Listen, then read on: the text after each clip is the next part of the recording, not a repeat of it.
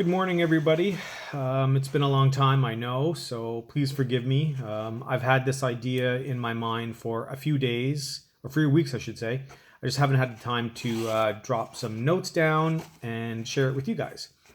Today, on Diary of a New Artist, episode 5, we are talking about rejection.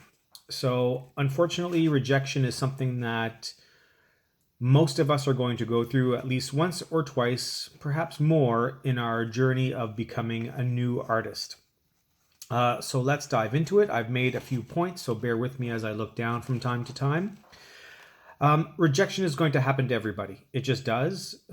It's very rare that you meet someone who does not have a story of being rejected from a show or from a gallery or what have you.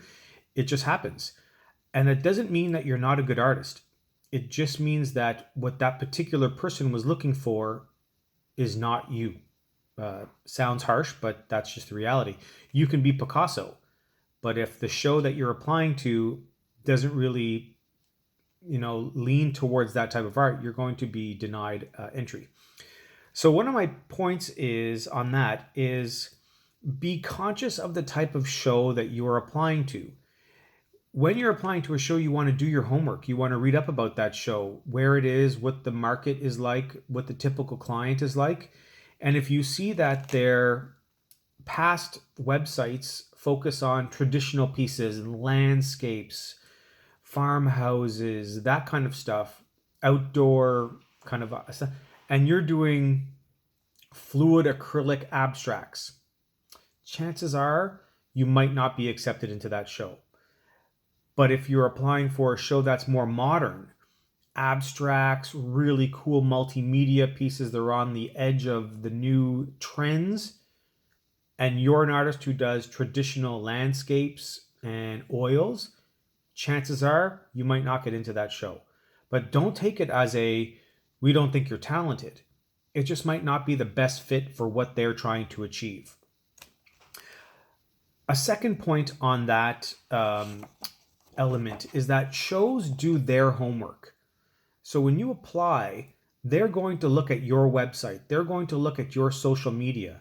So as I mentioned in a previous post, I think it's called Art Shows, what these people on these juries are trying to do is to make sure that you will draw clients to their show. So if they've done their homework and they're seeing that you're not marketing any shows and you're not posting on social media about that show, they're not going to invest in you. They only want to see that you can promote and advertise their show. It's all about them. It's not about you. So keep that in mind. Make sure that you update your social media on a regular basis. You update your website. You promote shows that you're going into as often as you can. And that will lead shows that you're going to apply to in the future to see, he or she has a good record of promoting shows, and that might improve your chances. Rejection is super hard to take at any time. I myself am no exception to that rule. I tend to get rejection and nasty comments at shows. So people will come up to my booth and tell me things like my work is crap, I should be ashamed of being there, and I'm taking the spot away from a real artist, blah, blah, blah. That's just reality. It happens. The first time it ever happened was in my very first show ever, and I almost packed up and left. I was devastated. I thought I'd made a big mistake and art was not the right path for me. But once you get that first couple of sales, your confidence builds, you realize that you can do this, so don't give up. Ask for feedback. So if you get rejected from a show or from a gallery, don't be afraid to ask for feedback. Say, what am I doing wrong? Can I be doing something in a different direction? Stick with your style, but maybe, a hot thing for me is edges. Galleries tend to reject people if your pieces don't look finished. They're in a business. They want top quality stuff. If you have unfinished edges, that might be an issue. So ask for feedback. They might have some insight into your style that you never thought of before. Maybe your photographs when you applied were not good quality enough. That's a big thing. When going for shows, you need to make sure that the quality of pictures for your applications are top notch. Ask for feedback also from other artists, but my little star note here is ask for feedback from other artists who are not your competition. So in other words, if you are an abstract artist who works with wax and encaustics and all that kind of stuff, and you feel confident about your work, my recommendation would to not reach out to people in your town, in your city, who are also encaustic or wax artists and say, what am I doing wrong? It's not a great idea to ask your competition how you can become better. That's not something that they're invested in. They're not, most likely they're going to say like, oh yeah, no, you're fine, whatever, blah, blah, blah. Meanwhile, they're thinking like, I hope you still get rejected because I want that spot. I know not everybody is like that. There are artists that are very nice, but there are also a whole bunch of artists that are not very nice. I will not use any other terms, but it happens. There are artists that are out there that are just not very nice. So reach out to people on Instagram, Facebook that are a little bit farther away from you, maybe not local, who do the same style as you, and say, listen, you seem to be very popular and successful. Do you have any tips that I can use to get into shows? And see what they say. Maybe they'll give you some style updates, tell you some tips and tricks like I do on my videos. So don't be afraid to ask for that feedback, but be careful of asking someone in your region who does the same work, because they are your competition at the end of the day. This is a business. Keep trying, but learn from every experience and every rejection. Figure out what you're doing wrong. Basically ask the galleries, how can I improve? Is it me? Is my application? Are you guys just not taking applicants? Get that feedback. Most galleries actually will do that for you when you apply.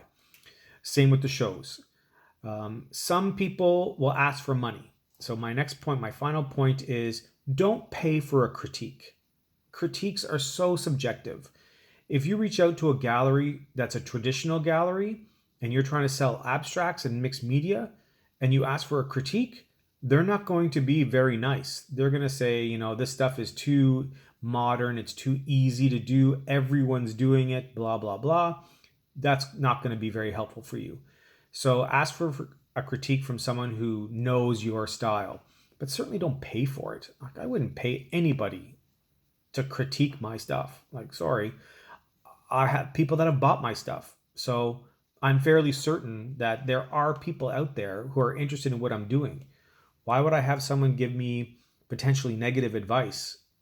It just doesn't make sense. So don't pay for it. Just ask friends, ask family, ask shows, ask galleries. Most people will do it for free. However, there are some people, and they do these fireside conversations or a coffee chat where you pay $50 and you have to bring a piece and they tear it apart in front of everybody. No thanks. Sorry, I will pass on that. So yeah, that's about it for rejection. It's kind of a short video today. It happens to everybody, so don't get discouraged. Keep on going. Do your homework. And if you believe in your art, just work hard. That's the key. Work hard. You're going to get there. If your art stands out and it's unique, you're going to get there. So don't stop applying. It will happen for you. All right. If you have any questions, let me know. It's great to talk to you guys again. I love hearing from you. Spread the word. I'll talk to you soon. I'm probably going to do another video today on a very touchy subject of pricing. So I look forward to hearing from you on that one as well. Have a good afternoon, everybody. Bye.